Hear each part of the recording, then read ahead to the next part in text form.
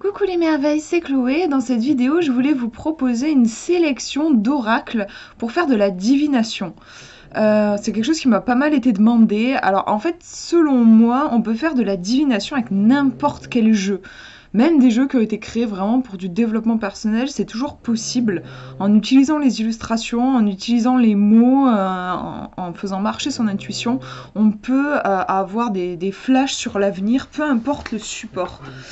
Mais il faut reconnaître qu'il y a des jeux qui ont été créés dans cette intention-là et d'autres pas du tout. Surtout au niveau des oracles, parce qu'en fait les tarots, il n'y a pas de souci avec tous les tarots sont créés dans ce but quand même de divination. On peut faire du développement personnel, mais tous les tarots permettent ça, parce que ce sont des figures très archétypales, avec des énergies très fortes qu'on peut retrouver dans notre vie, donc dans notre avenir aussi. C'est vrai que les oracles, c'est super vaste. On a par exemple dans les oracles des trucs qui se rapprochent plus des cartes d'affirmation. Et même si ils sont géniaux, ces jeux-là, c'est vrai que c'est plus difficile, on va dire, de faire des lectures divinatoires. Ils n'ont pas été créés dans ce sens-là. Donc moi, je vous ai fait une sélection là de jeux que j'utilise. Alors, j'utilise pas que pour du divinatoire, hein, parce que moi, j'adore le développement personnel. Mais à chaque fois que je les ai utilisés pour voir l'avenir, je trouve qu'ils ont super bien fonctionné. Ils ont chacun leur truc, en fait, leur façon de s'exprimer. Mais en tout cas, ils fonctionnent très bien dans ce sens-là. Donc le premier dont je vais vous parler, c'est la lunologie de Yasmine Bolland. Alors c'est un jeu donc qui tourne autour des énergies de la lune. Il a vraiment un côté assez... Moi j'y connais rien en astrologie, mais j'imagine que quand on s'y connaît un peu, ça doit venir encore plus enrichir les interprétations. Donc vous voyez qu'à chaque fois on a un petit mot, un temps pour donner au lieu de prendre, voilà, nouvelle lune en vierge. Je trouve que les messages sont très précis et souvent aussi ils aident à dater. C'est un jeu qui est assez balèze pour dater certains événements, pour s'organiser aussi au niveau d'un projet, pour voir à quel moment ça serait intéressant de le lancer, par exemple, à quel moment il vaut mieux travailler. Axé sur la communication. Enfin, vous voyez, dans un projet, il y a plusieurs étapes.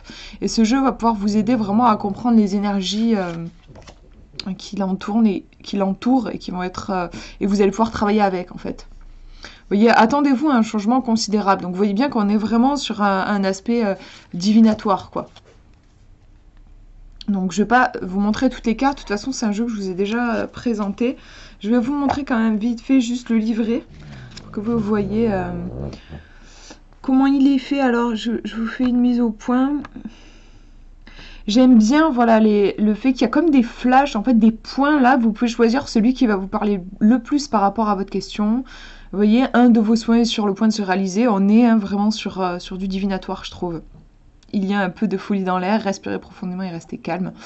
J'aime bien, j'aime particulièrement ces points-là parce qu'ils se trouvent ils sont chacun très précis, ils disent tous quelque chose et quand on pose une question spécifique, il y a tout de suite un point qui va nous sauter aux yeux et je trouve ça chouette.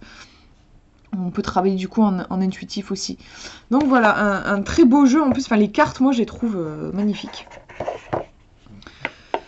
Hop, donc je mets de côté celui-ci, je vous en montre un autre.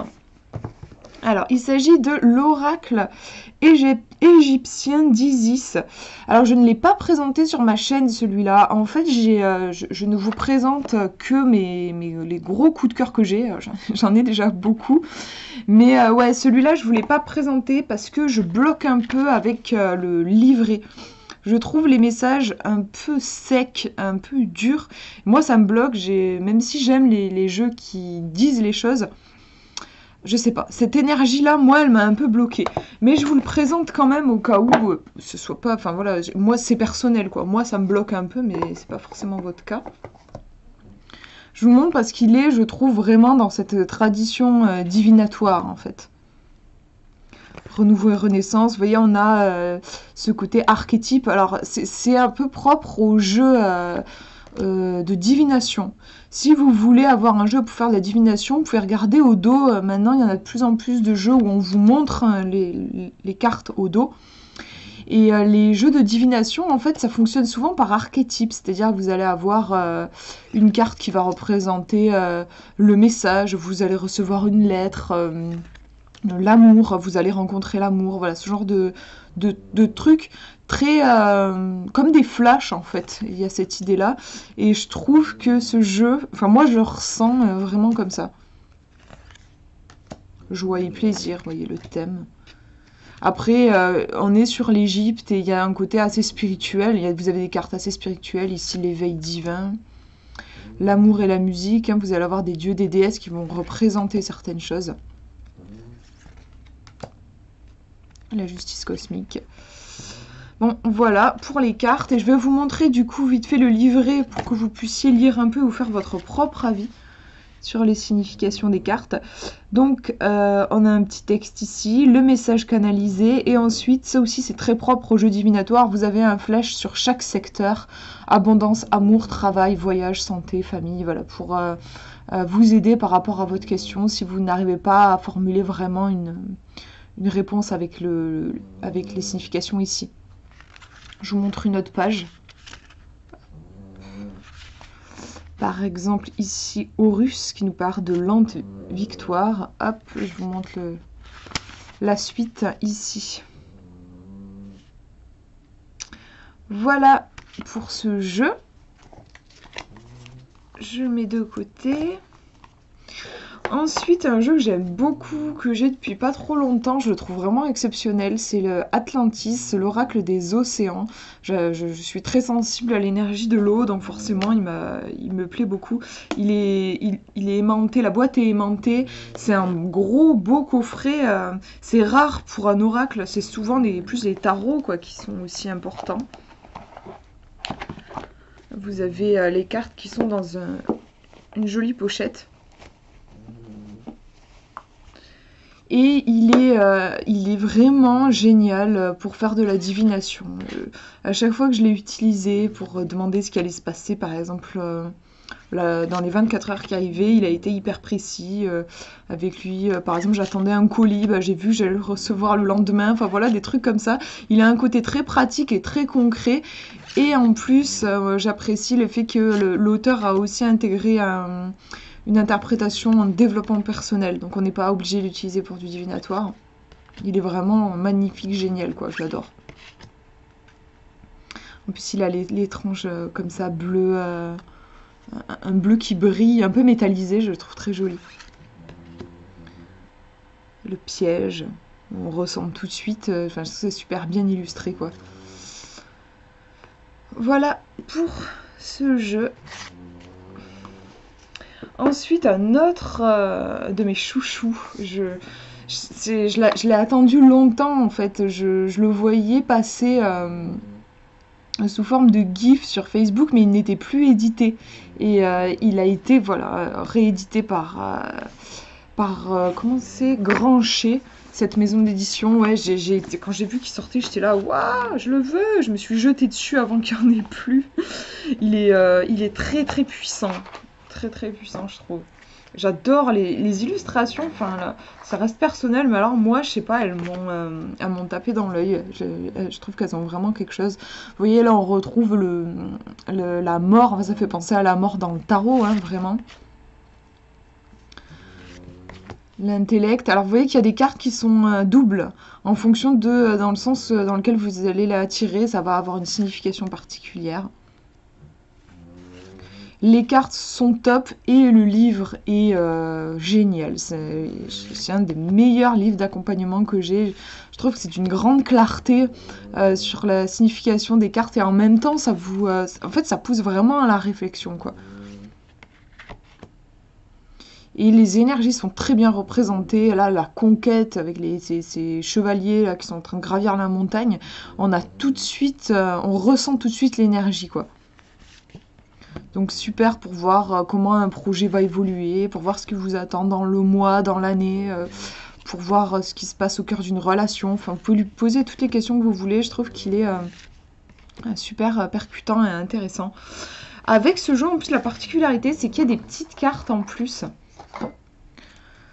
Vous avez des petites cartes couleurs et avec des mots dessus, des petits mots-clés. Alors en fait, je vous avoue que je ne les utilise pas, ces cartes. J'ai essayé, mais je sais pas, ça matchait pas trop pour moi. Enfin, moi, je n'arrive pas à les utiliser. Je trouve l'idée géniale. Ça, en fait, si par exemple, si vous tirez celle-ci, vous avez du orange, vous allez chercher. Bon, par exemple, celle-ci, ça va vachement bien fonctionner. Le orange, par exemple, qu'est-ce qui est en orange sur la carte? Moi, je sais pas, la première chose que j'ai remarqué, c'est ça, c'est une espèce de robe un peu manteau, toge, là, voilà, son vêtement. Et ensuite, vous pouvez vous amuser à l'interpréter. Qu'est-ce qu'elle représente pour moi ce vêtement, qu'est-ce qu'il représente? C'est marrant, moi j'ai l'impression qu'on dirait les ailes d'un papillon qui se déploie, donc moi ça me renvoie à l'idée de retrouver ma liberté. Donc vous voyez, ça peut être utilisé, en plus vous avez les mots aussi en fonction de dans quel sens vous allez l'utiliser. La tirer, la carte, pardon. Par exemple, si je la tire comme ça, là, je vais voir la constance. Je vais me baser plutôt sur ce mot-là. À l'inverse, si je la tirais dans ce sens-là, ça va être l'infidélité. Voilà, il y a plein de combinaisons qui sont possibles. Peut-être un peu trop, en fait, pour moi. J'ai l'habitude de faire des tirages avec très peu de cartes. Je ne vais pas au-delà de 5 cartes, en fait, dans mes tirages. Et c'est vrai que là, il y a pour moi, il y a beaucoup d'informations avec ces petites cartes couplées à celle-ci. Donc, en fait, je n'utilise que celle-là. Mais ce sera peut-être pas votre cas. En tout cas, c'est un jeu qui est super. Je vous montre vite fait une page parce que je vous parlais du livre et je voulais pas montrer. Par exemple, ici, la carte du voyage. C'est trop bien fait, je trouve, avec ici, par exemple, une petite pastille qui nous dit « Je pars à la découverte du monde et de ceux qui le composent ». Tout de suite, on a compris, quoi. Rien qu'avec la petite pastille, ici, l'énergie de la carte. J'apprécie ça quand on n'a pas forcément le temps de tout lire. Je trouve ça très sympa. Vous avez aussi le côté à l'endroit, à l'envers, en fait. Et puis, vous avez des informations pour aller plus loin et même des exemples d'associations. C'est hyper complet. Vous avez, quoi, je sais pas, une, deux, trois doubles pages. C'est costaud, je trouve, sur chaque carte. Donc, il y a vraiment matière à réfléchir et il y a moyen d'avoir des interprétations qui soient vraiment précises, je trouve. Ensuite, un petit oracle très mignon et qui fonctionne vraiment, je trouve, sur une base divinatoire. Il y a celui-ci qui a été édité chez Arcana Sacra. Il est petit en plus, donc c'est pratique. Vous pouvez il est vraiment tout petit. C'est un des plus petits oracles que j'ai en fait. Donc vous pouvez l'emmener partout avec vous, c'est pratique. Et il a vraiment, je trouve, ce côté archétype échec, voilà. Ok, on n'est pas content quand on tire ça en général. Moi, je tirais une autre carte pour compléter. Et voilà, il va vraiment dire les choses. Vous voyez, ici, on a la carte de l'homme. C'est une carte pour présenter le consultant, par exemple. Ça aussi, c'est une tradition dans les jeux divinatoires. Je vous en parlais, la carte du message, par exemple. Ça aussi, je trouve que c'est un grand classique des jeux divinatoires. Bah oui, vous allez recevoir une information. Alors, aujourd'hui, la carte du message, ça va peut-être pas forcément être une lettre, plus un mail, un appel, mais en tout cas, il y a quelque chose qui se passe au niveau de la communication. Là, à l'inverse, on est plus centré autour de la famille, ou en tout cas, on est chez soi, on prend soin de soi. Là, on a un côté très tourmenté, difficile. Il y a des choses compliquées qui remontent. Il est très simple, en fait, à saisir. Désolée, j'ai des reflets.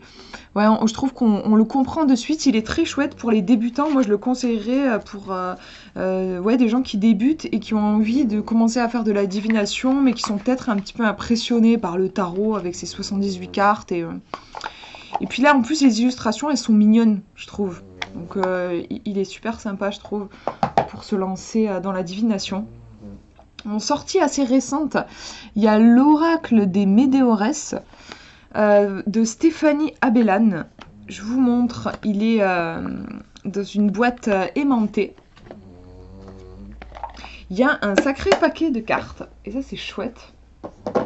Alors vous en avez... oula, j'ai des cartes qui sont dans tous les sens. En fait, vous en avez en dos bleu et dos dans les tons un petit peu violets.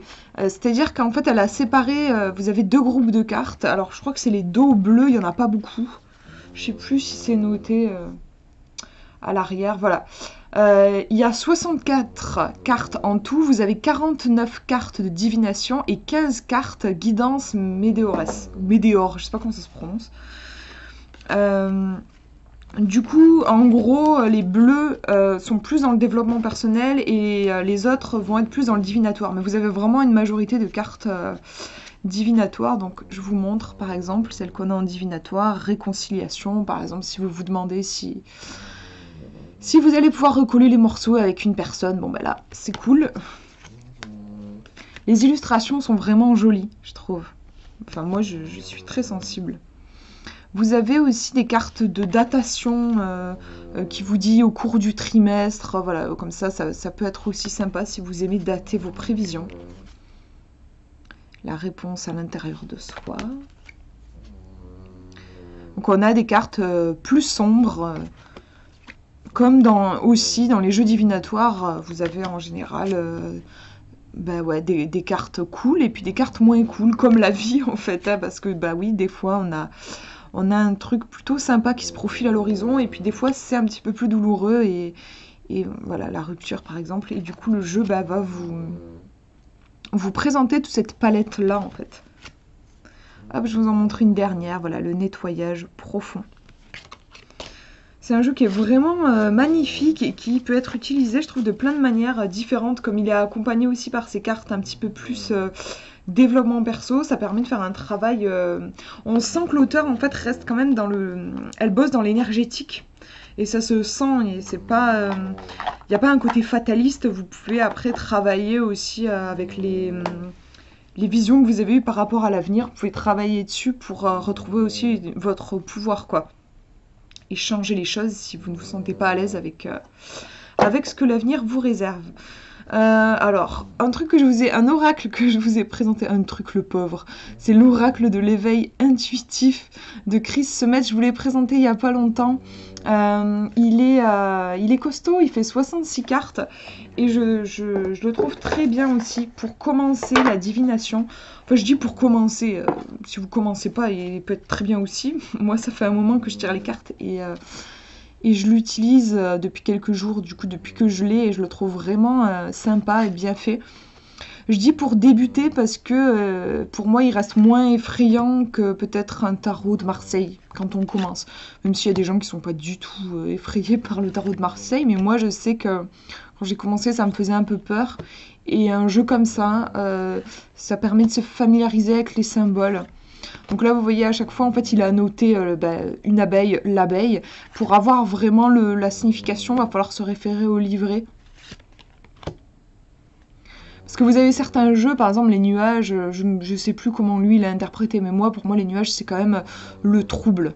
Les nuages viennent cacher le soleil. Moi, j'aurais écrit le trouble, en fait, ici. Comme ça, on a de suite la signification. Là, il va falloir aller chercher dans le livret. C'est pas plus mal, en fait, parce que il y a les deux côtés. Si vous écrivez, par exemple, ici le trouble, c'est cool parce que vous avez de suite la signification. C'est moins cool parce que ça laisse moins de place à l'interprétation personnelle et à l'intuition. Parce que pour moi, c'est le trouble, mais peut-être que pour vous, ce sera autre chose. Par rapport à votre situation, ça sera peut-être nuancé. Donc, dans un sens, c'est pas plus mal aussi que la signification ne soit pas écrite sur les cartes. Voilà pour ce jeu. J'ai mon petit chien qui ronfle pour changer un peu, qui fait la sieste juste à côté de moi, vous l'entendez sûrement. Alors, je regarde parce que j'ai tous mes oracles autour de moi et j'ai un peu la pagaille. Il me dit qu'est-ce que je vous ai pas montré.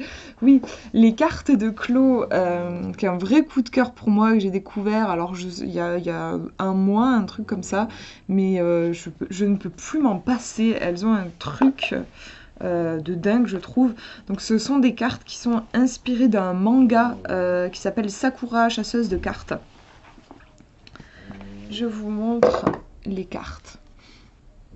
Et c'est très mignon parce que du coup ce sont des des cartes qui ont des pouvoirs magiques. Dans l'histoire, c'est ça. Et je sais pas, il y a un côté vraiment, en effet, magique, mignon. C'est comme si ces histoires vous racontaient des cartes, j'allais dire.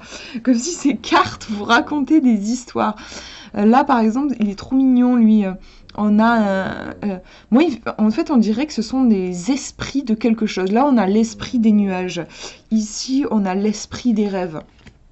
C'est un jeu que je trouve très poétique et extrêmement riche dans les possibilités d'interprétation.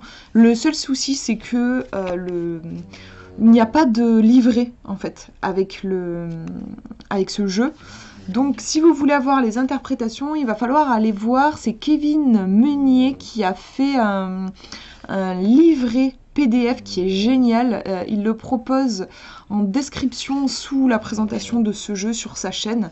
Je vous mettrai le lien dans la description si vous voulez aller voir. Il est hyper bien fait son livret.